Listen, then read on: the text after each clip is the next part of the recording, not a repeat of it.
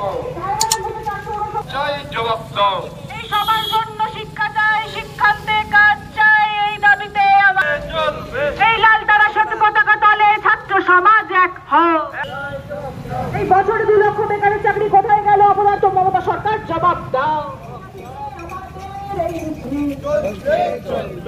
আবার ঘোষণার জমানায় ব্যাপক ঘোটালা হচ্ছে না, সাথে অপদার্থ রাজ্য সরকার জবাব দাও।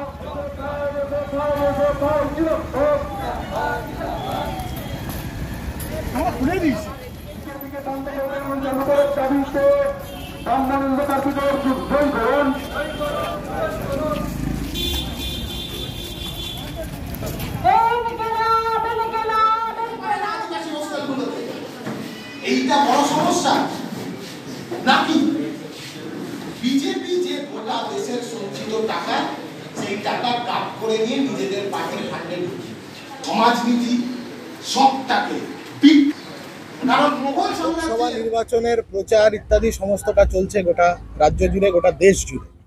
আমাদের মূল কথা, এই লোকসভা নির্বাচনের এজেন্ডা হোক পড়াশোনা, শিক্ষা, ক্যাম্পাস, সংবিধান, দেশ, প্রজন্ম, এই কথাগুলো, এই এজেন্ডাগুলোকে তুলে আনতে হবে লোকসভা নির্বাচনের এই এই এই ভোট ময়দানের আর কি মধ্যে দাঁড়িয়ে।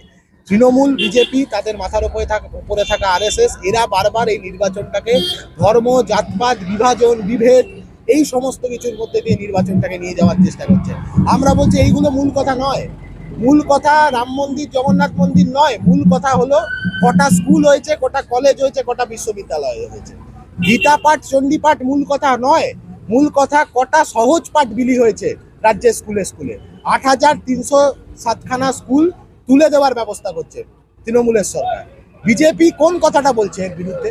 বিজেপি উল্টে গোটা দেশ জুড়ে, গোটা দেশের স্কুল শিক্ষা ব্যবস্থাটাকে আদানি এবং আম্বানি পকেটে তুলে দেওয়ার চেষ্টা করছে। যে নীতি, যে শিক্ষানীতি বিজেপি নিয়েছে, সেই একই শিক্ষানীতি তৃণমূল নিয়েছে এবং সেই শিক্ষানীতির ব্লুপ্রিন্ট তৈরি হয়েছে আরএসএস এর নাগপুরের হেডকোয়ার্টারকে।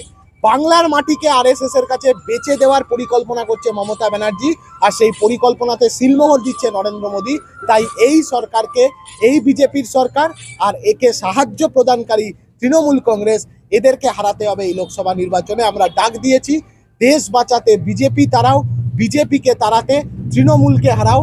এই রাজ্যের মাটি থেকে বাম ধর্মনিরপেক্ষ গণতান্ত্রিক শক্তিকে শক্তিশালী করতে হবে সংসদের বুকে, কারণ একমাত্র বাম গণতান্ত্রিক ধর্মনিরপেক্ষ শক্তি বিকল্পের কথা বলছে, পড়াশুনোর কথা বলছে, শিক্ষার কথা বলছে, কাজের কথা বলছে। ওরা বাজে কথা বলছে, আমরা কাজের কথা বলছি।